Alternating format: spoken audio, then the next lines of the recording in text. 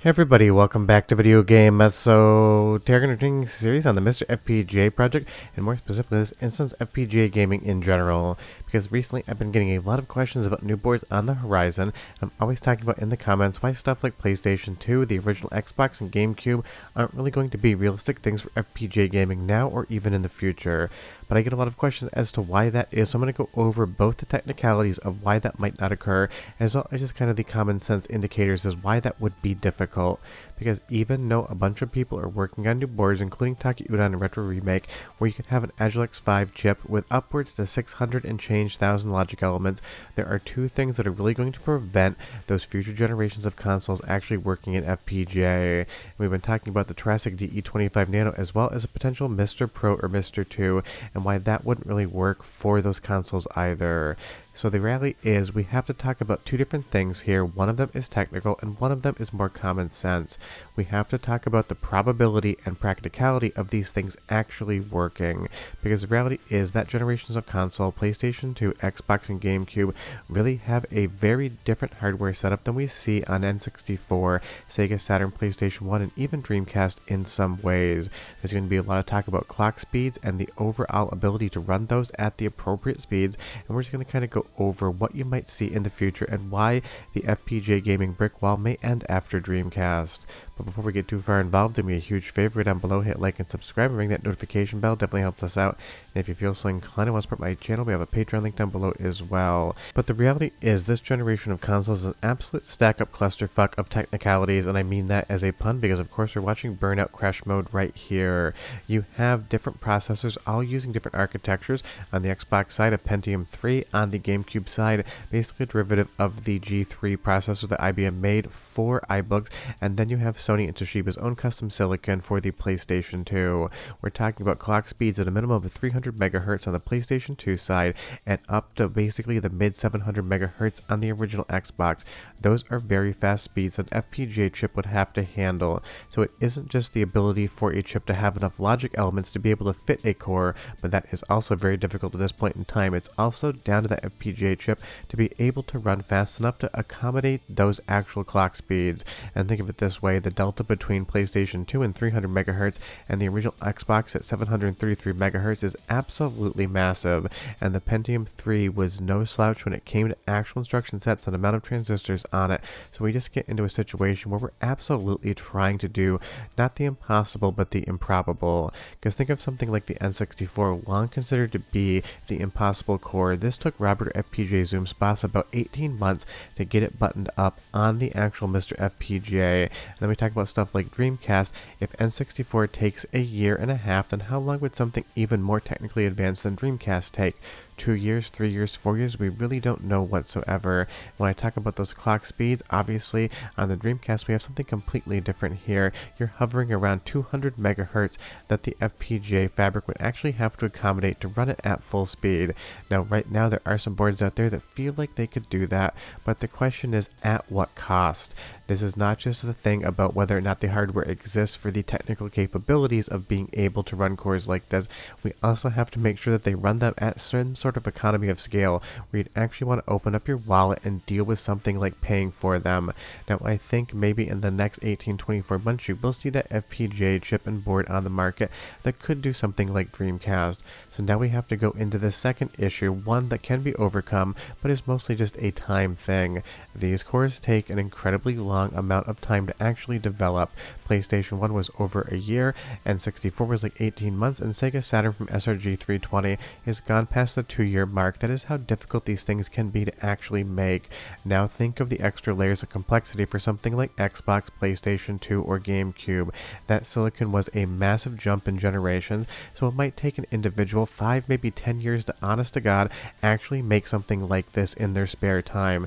Maybe if you put a team of 3 or 4 people on it, you could bring it down to 2.5, 3 years, but the reality is it's just massive work. When you have that 733 megahertz Pentium 3 on an original Xbox, the type of chip that could exist to allow that to actually run at the speeds it needs, we are talking about the same price as a brand new car. We're not four figures, we're five figures, and you're in like the $25,000 to $30,000 range, and no one is going to spend that whatsoever to play these things. On the GameCube side of things, you're talking about a 486 MHz PowerPC G3, and that is again another complicated piece of silicon that's going to have a massive amount of transistors that need to be dealt with, and we don't even have a PowerPC on MiSTer FPGA, so it would be completely new.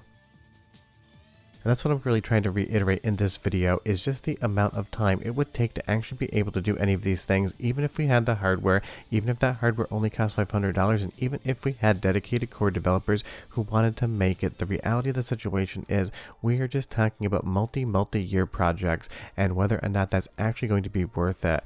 PlayStation 2 would be technically the quote-unquote easiest, doing air quotes, thing to do with a 299 MHz processor, but even that is going to be highly complicated, and the amount of transistors on that silicon just for the CPU, let alone all of the 3D hardware, you are still talking about one of the most massive projects you could possibly think of when it comes to FPGA gaming in the future. And the other thing is, you just have to remember that software emulation on the PlayStation 2 side and the GameCube side are very mature, and on Xbox Original it is a really good situation, but there can be a few glitches. But you're going to get all of the visual enhancements in software emulation, and when we talk about cores for this generation, I am just talking about the fact that they could potentially load up games and play. We're not talking about internal rendering resolution bumps, we're not talking about any sort of mods to improve the visuals, we're just talking about the exact same experience you would see if you were playing original hardware on your television. And I know people have talked about doing CPU hats on something like the Triassic DE25 Nano, or a future project where you actually do hybrid FPGA cores, where maybe you have the processor on top being run through the GPIO, and you have the rest of the hardware, including the 3D stuff and IO, on the FPGA chip. Yes, that is a technical possibility, but now we need manufacturers to basically put those chips on top of a hat and then actually make sure they work. Some of those chips are going to obviously have to be sacrificed from original hardware, and I don't think that's really a situation we want to live in either, where people are taking apart PS2s, Xboxes, and GameCubes and trying to harvest those actual processors to then put them on a carrier board to hit those GPIO pins. It would be destructive, I'm never about that, and honestly it would be very expensive because it would be a niche cottage industry as well. Now there might be more of a common part out there that could take the place of something like that G3 or Pentium 3 for those cores, but honestly on the PlayStation 2 there really isn't any other processor on the market that you could use. And again, once you get to this generation, when you're dealing with multiple frame buffers, there really isn't that much of an advantage that FPGA is going to bring to the experience. If anything, this is the era in which I recommend software emulation to everybody, because honestly, those frames are not that big of a deal when you have the frame buffer, and that accuracy really isn't something that is quote-unquote cycle accurate. And like I said, when I'm talking about the fact that these boards can be expensive, something like an Agilex development board that's going to have the 650,000 logic elements on it, those are going right now, if you can find them in stock, for a little bit over $2,000. That is not a price point that any consumer will hit. And even with economy of scale, seeing that the MiSTer can be cloned, the DE10 Nano, and brought down in price, even if you have that, you're still at $1,000 and change dollars. And right here, another development board with a 656,000 logic elements on board, and that is going for about $3,000. Even if you take 66% off the top on the BOM, you're still $1,000. And that kind of just is the situation we're in, and why I talk about FPGA gaming hitting a brick wall. I'm not saying the developers don't have the talent, I'm not saying there isn't the desire out there, I'm just saying that we're in a situation where we're dealing with both a price point as well as a technological limitation. Is anyone going to want to spend the multiple years to make these cores in their spare time? Because honestly, it could be like 5 years. Is anyone going to want to wait around for like 10 years time when the chips that could potentially run those consoles get cheap enough so that we could actually be able to use them and not have to spend $10,000-$15,000 on an FPGA console? Because remember, the N64 core took 1.5 years to develop, and Robert's going to be reworking that on the Mod Retro M64. So really, it's probably going to be a 2-year process to have that absolute perfection N64 FPGA core. So if it takes 2 years for that, imagine how long it would take for something like PlayStation 2 or GameCube. You're probably talking about at least a doubling of the time to 4 years.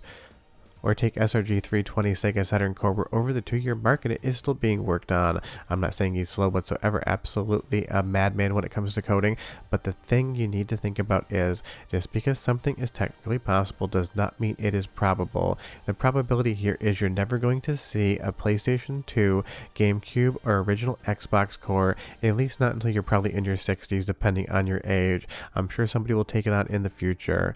And before you say, what about AI doing some of the code? I don't think it's there yet. And honestly, it's not just the time that the AI would save. Again, it is just the technical complexities of finding an FPGA board that would be able to do it in the first place without costing as much as like a brand new Honda Civic.